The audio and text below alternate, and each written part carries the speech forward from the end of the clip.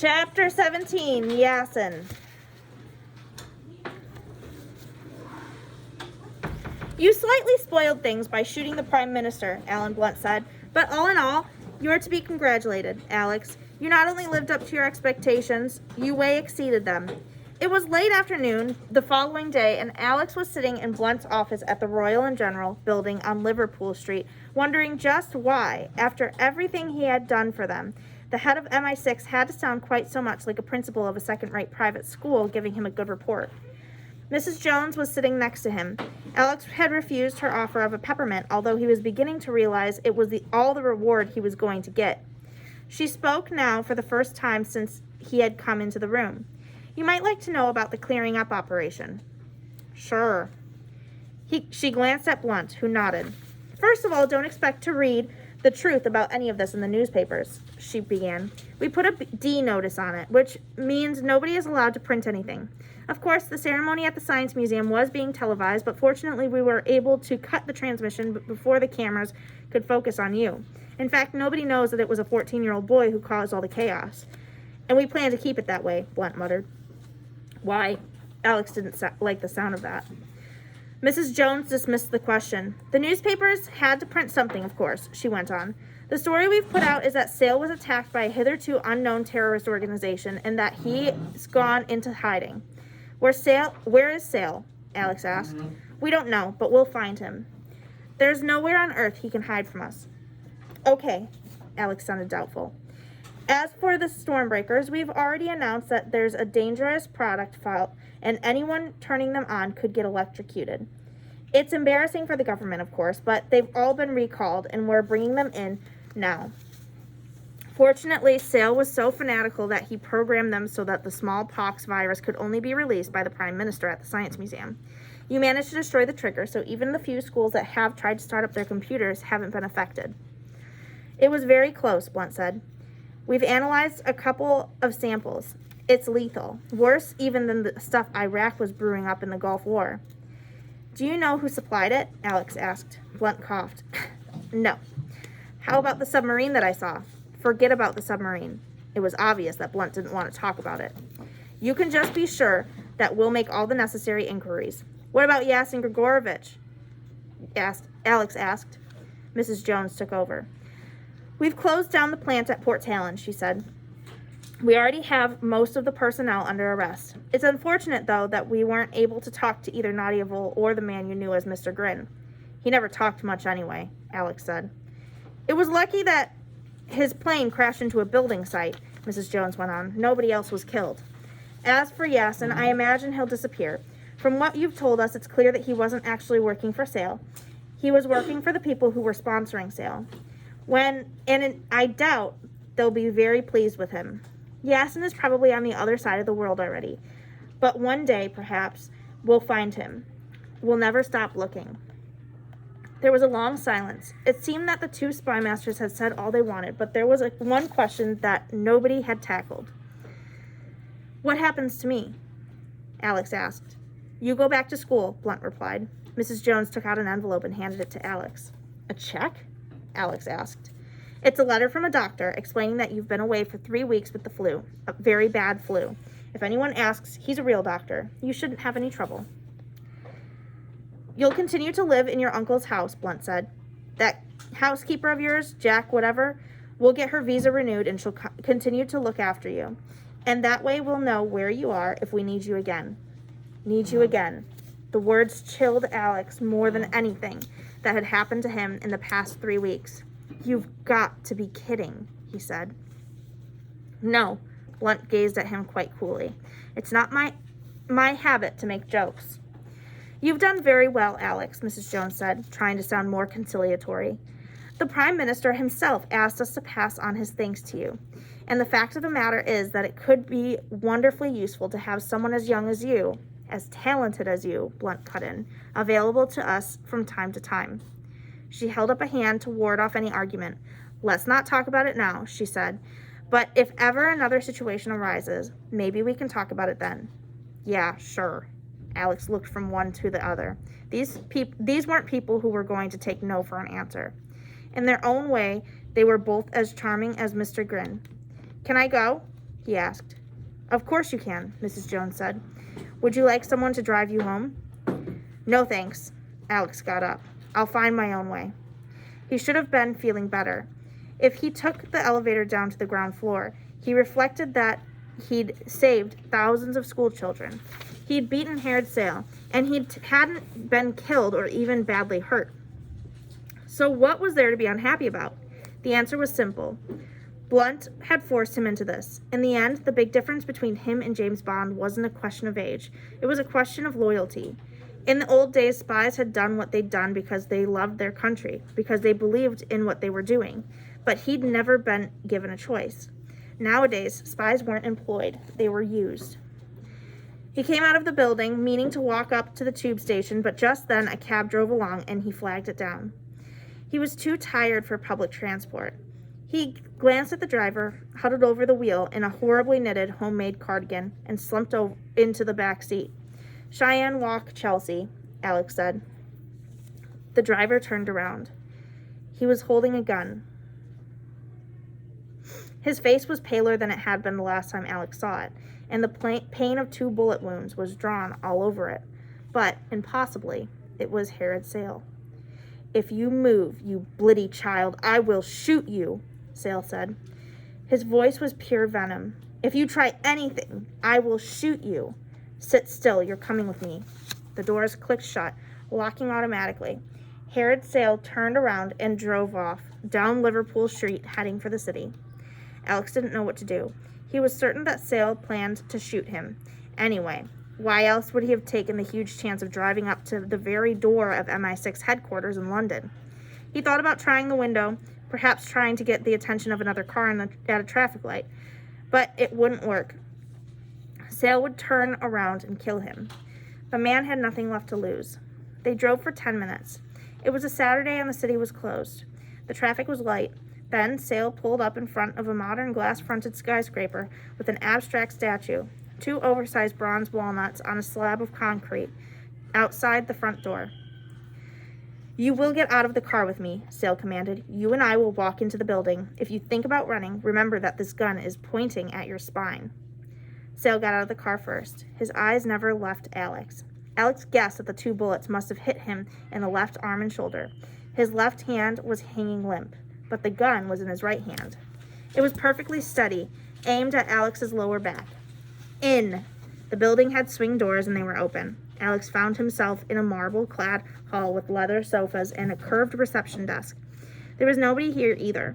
Sale gestured with the gun and he walked over to the bank of elevators. One of them was waiting. He got in. The 29th floor, Sale said. Alex pressed the button. Are we going up for the view? He asked. Sale nodded. You make all the blitty jokes you want, he said, but I'm going to have the last laugh. They stood in silence. Alex could feel the pressure in his ears as the elevator rose higher and higher. Sale was staring at him, his damaged arm tucked into his side, supporting himself against one wall. Alex thought about attacking him, if he could just get the element of surprise, but no, they were too close, and Sale was coiled up like a spring. The elevator slowed down and the doors opened. Sale waved the gun. Turn left. You'll come to a door. Open it. Alex did as he was told. The door was marked helipad.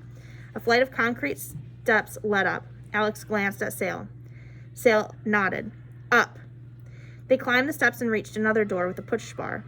Alex pressed it and went through. He was back outside, 30 floors up on a flat roof with a radio mast and a tall metal fence running around the perimeter. He and Sale were standing on the edge of a huge cross painted in red paint. Looking around, he could see right across the city to Canary Wharf and beyond. It had seemed a quite quiet spring day when Alex left the Royal and General offices. But up here, the wind streaked past and the clouds boiled. You ruined everything, Sale howled. How did you do it? How did you trick me? I'd have beaten you if you'd been a man, but they sent a boy, a blitty schoolboy. Well, it isn't over yet. I'm leaving England. That's why I brought you here. I wanted you to see. Sale nodded and Alex turned around to see that there was a helicopter hovering in the air behind him. Where had it come from? It was painted red and yellow. A light, single-engine aircraft with a figure in dark glasses and helmet hunched over the controls. The helicopter was a Colibri EC-120B, one of the quietest in the world. It swung around over him, its blades beating at the air. "That's my ticket out of here," Sale continued. "They'll never find me, and one day I'll be back. Next time, nothing will go wrong, and you won't be here to stop me. This is the end for you. This is where you die." There was nothing Alex could do. Sale raised the gun and took aim, his eyes wide, the pupils blacker than they had ever been, mere pinpricks in the bulging white. There were 2 small explosive cracks. Alex looked down, expecting to see blood. There was nothing. He couldn't feel anything. Then Sale staggered and fell onto his back. There were 2 gaping holes in his chest. The helicopter landed in the center of the cross. The pilot got out. Still holding the gun that had killed Harold Sale, he walked over and examined the body, prodding it with his shoe. Satisfied, he nodded to himself, tucking the gun away. He had switched off the engine of the helicopter, and behind him the blade slowed down and stopped. Alex stepped forward. The man seemed to notice him for the first time. "You're Yasin Grigorovich," Alex said. The Russian nodded. It was impossible to tell what was going on in his head. His clear blue eyes gave nothing away. "Why did you kill him?" Alex asked. "Those were my instructions." There was no trace of an accent in his voice. He spoke softly, reasonably. He had become an embarrassment. It was better this way. "Not better for him," Yasin shrugged. "What about me?" Alex asked. The Russian ran his eyes over Alex, as if weighing him up. "I have no instructions concerning you," he said. "You're not going to shoot me, too?" "Do I have any need to?" There was a pause. The 2 of them gazed at each other over the corpse of Harold Sale. "You killed Ian Ryder," Alex said. "He was my uncle." Yasin shrugged. "I kill a lot of people." "One day I'll kill you." "A lot of people have tried," Yasin smiled. "Believe me," he said, "it would be better if we didn't meet again. Go back to school, go back to your life, and the next time they ask you, say no. Killing is for grown-ups and you're still a child." He turned his back on Alex and climbed into the cabin. The blade started up, and for a few seconds later, the helicopter rose back into the air. For a moment, it hovered at the side of the building. Behind the glass, Yasin raised his hand. A gesture of friendship, a salute. Alex raised his hand. The helicopter spun away. Alex stood where he was, watching it until it had disappeared in the dying light. Okay, skip the Christmas at gunpoint. And there's a picture of Alex Ryder point blank. Go to that, and that's where I'm going to start the next book. Chapter 1, Going Down. Michael J. Roscoe was a careful man. The car that drove him to work at 7:15 each morning was a custom-made Mercedes with reinforced steel plates and bulletproof windows. His driver, a retired FBI agent, carried a Beretta subcompact automatic pistol and knew how to use it. There were just 5 steps from the point where the car stopped to the entrance of Roscoe Tower on New York's 5th Avenue. But closed-circuit television cameras followed him every inch of the way.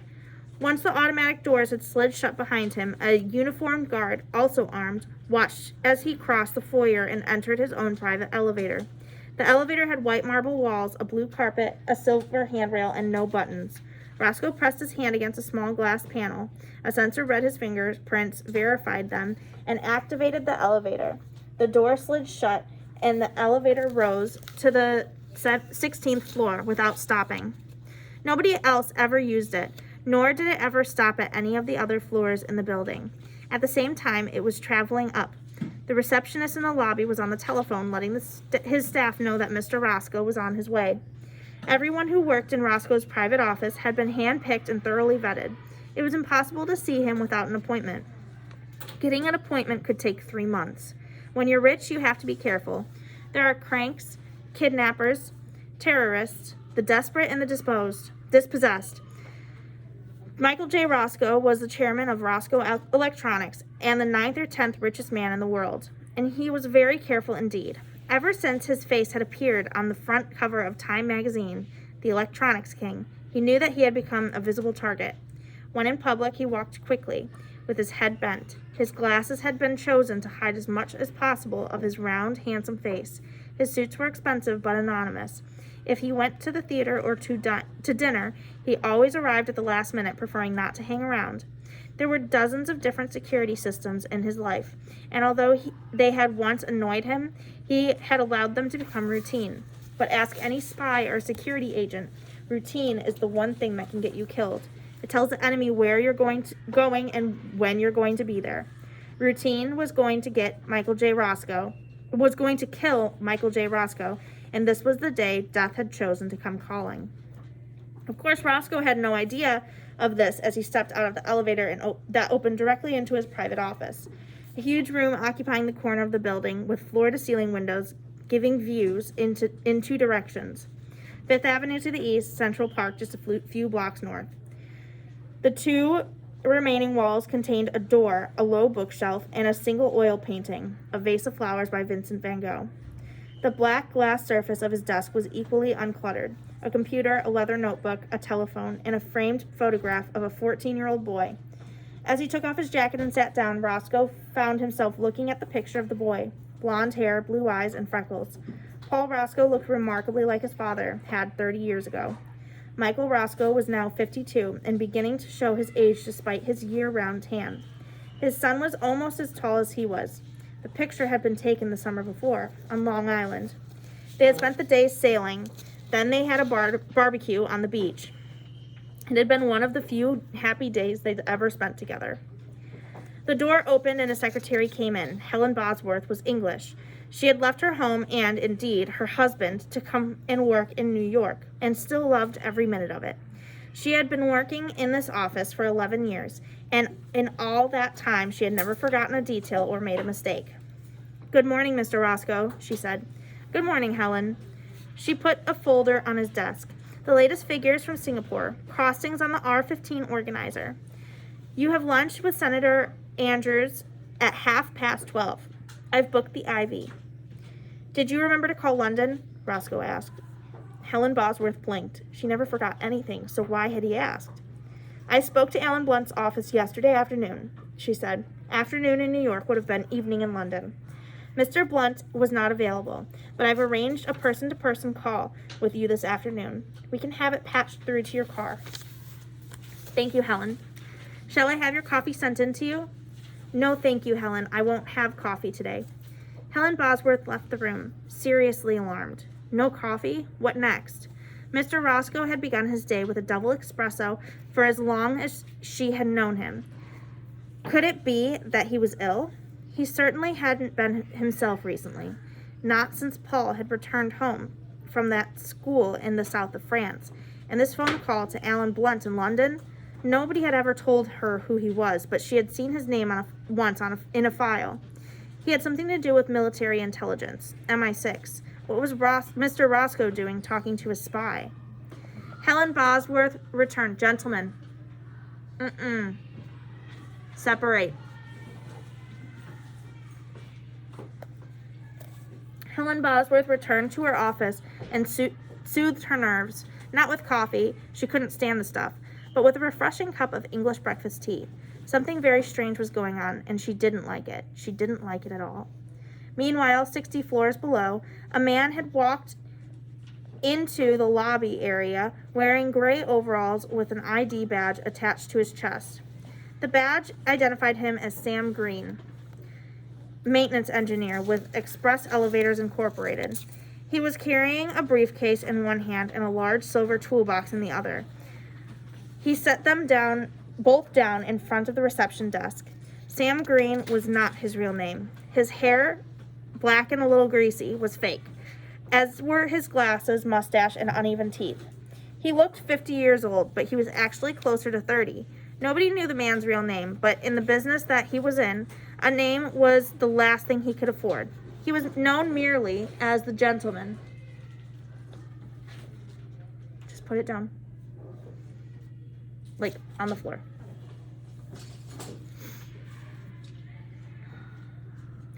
And he was one of the highest paid and most successful contract killers in the world. He had been given his nickname because he always sent flowers to the families of his victims. The lobby guard glanced at him. "I'm here for the elevator," he said. He spoke with a Bronx accent, even though he had never spent more than a week there in his life. "What about it?" the guard asked. "You people were here last week." "Yeah, sure, we found a defective cable on elevator 12.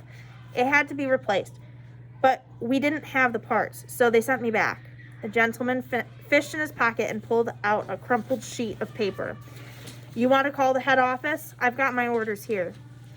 If the guard had called Express Elevators Incorporated, he would have discovered that they did indeed employ Sam Green, although he hadn't shown up for work in 2 days. This was because the real Sam Green was at the bottom of the Hudson River with a knife in his back and a 20-pound block of concrete attached to his foot.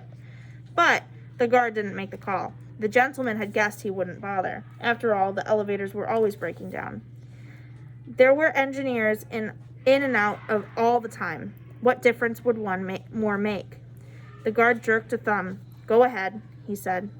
The gentleman put away the letter, picked up his cases, and went over to the elevators. There were a dozen servicing the skyscraper, plus a 13th for Michael J. Roscoe. Elevator number 12 was at the end. As he went in, a delivery boy with a parcel tried to follow. "Sorry," the gentleman said. "Closed for maintenance." The door slid shut. He was on his own. He pressed the button for the 61st floor. He had been given this job only a week before. He'd had to work fast, killing the real maintenance engineer, taking his identity, learning the layout of the Roscoe Tower, and getting his hands on the sophisticated piece of equipment he had known he would need. His employers wanted the multimillionaire eliminated as quickly as possible. More importantly, it had to look like an accident. For this, the gentleman had demanded and been paid $100,000. The money was to be paid into a bank account in Switzerland, half now, half on completion. The elevator door opened again. The 61st floor was used primarily for maintenance. This was where the water tanks were housed, and as well as the computers that controlled the heat, air conditioning, security cameras, and elevators throughout the building. The gentleman turned off the elevator, using the manual override key that had once belonged to Sam Green, and then went over to the computers. He knew exactly where they were. In fact, he could have found them wearing a blindfold. He opened his briefcase. There were 2 sections in the case. The lower part was a laptop computer. The upper lid was fitted with a number of drills and other tools. Each of them was strapped into place. It took him 15 minutes to cut his way into the Roscoe Tower mainframe and connect his own laptop into the circuitry inside. Hacking his way past the Roscoe security system took a little longer, but at last it was done. He tapped a command into his keyboard. On the floor below, Michael J. Roscoe's private elevator did something it had never done before. It rose 1 extra floor to level 61. The door, however, remained closed. The gentleman did not need to get in. Instead, he picked up the briefcase and the silver toolbox and carried them back to the same elevator he had taken from the lobby. He turned the override key and pressed the button for the 59th floor. Once again, he deactivated the elevator. Then he reached up and pushed. The top of the elevator was a trap door that opened outward. He pushed the briefcase and the silver box ahead of him. Then he pulled himself up and climbed onto the roof of the elevator. He was now standing inside the main shaft of Roscoe Tower. He was surrounded on 4 sides by girders and pipes blackened with oil and dirt. Thick steel cables hung down, some of them humming as they carried their loads. Looking down, he could see a seemingly endless square tunnel illuminated only by the chinks of light from the doors that slid open and shut again as the other elevators arrived at various floors. Somehow the breeze had made its way in from the street, spitting dust that stung his eyes. Next to him was a set of elevator doors that, had he opened them, would have led him straight into Roscoe's office. Above these, over his head, and a few yards to the right, was the underbelly of Roscoe's private elevator. The toolbox was next to him, on the roof of the elevator. Carefully he opened it. The sides of the case were lined with thick sponge. Inside, a specially molded space, was what looked like a complicated film projector. The silver and concave with a thick glass lens. He took it out, then glanced at his watch. 8:35 a.m. It would take him an hour to connect the device to the bottom of Roscoe's elevator, and a little more to ensure that it was working. He had plenty of time. Smiling to himself, the gentleman took out the power screwdriver and began to work. At 12 o'clock, Helen Bosworth called on the telephone. "Your car is here, Mr. Roscoe." "Thank you, Helen." Roscoe hadn't done much that morning. He had been aware that only half his mind was on his work. Once again, he glanced at the photograph on his desk. Paul. How could things have gone so wrong between a father and son? And what could have happened in the last few months to make them so much worse? He stood up, put his jacket on, and walked across his office, on his way to lunch with Senator Andrews. He often had lunch with politicians. They wanted either his money, his ideas, or him. Anyone as rich as Roscoe made for a powerful friend, and politicians need all the friends they can get. He pressed the elevator button, and the doors slid open. He took one step forward. The last thing Michael J. Roscoe saw in his life was the inside of his elevator, with its white marble walls, blue carpet, and silver handrail. His right foot, wearing a black leather shoe that was handmade for him by a small shop in Rome, traveled down to the carpet and kept going, right through it.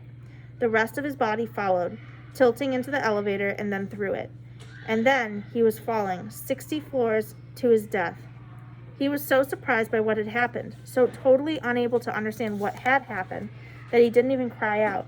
He simply fell into the blackness of the elevator shaft, bounced twice off the walls, then crashed into the solid concrete of the basement, 500 yards below. The elevator remained where it was. It looked solid, but in fact, it wasn't there at all. What Roscoe had stepped into was a hologram, an image being projected into an empty space of the elevator shaft where the real elevator should have been. The gentleman had programmed the top door to open when Roscoe pressed the call button, and had quietly watched him step into oblivion. If the multimillionaire had managed to look up for a moment, he would have seen the silver hologram projector beaming the image a few yards above him. But a man getting into an elevator on his way to lunch does not look up. The gentleman had known this, and he was never wrong. At 12:35, the chauffeur called up to say that Mr. Roscoe hadn't arrived at the car. 10 minutes later, Helen Bosworth alerted security, who began to search around the foyer of the building. At 1 o'clock, they called the restaurant. The senator was there, waiting for his lunch guest, but Roscoe hadn't shown up. In fact, his body wasn't discovered until the next day, by which time the multimillionaire's disappearance had become the lead story on the news. A bizarre accident. That's what it looked like. Nobody could work out what had happened because by the time, of course, the gentleman had reprogrammed the computer, removed the projector, and left everything as it should have been before quietly leaving the building. 2 days later, a man who looked nothing like a maintenance engineer walked into JFK International Airport. He was about to board a flight for Switzerland, but first he visited a flower shop and ordered a dozen black tulips to be sent to a certain address. The man paid with cash. He didn't leave a name. So if that interests you to see what happens, you're going to want to read the second book. All right, for the rest of class, we're going to go on to our Chromebooks. You're going to open up Stormbreaker Study Guide, and it's a quizzes. It has all the questions that could possibly be on the reading counts quiz and the answers. So you're going to want to go through that a couple times until you have it done. If you feel comfortable before the end of class, you may take the reading counts quiz. I do want you to get through the quizzes at least once before you try the reading counts quiz. Does that make sense? Yeah. Awesome. Get to work.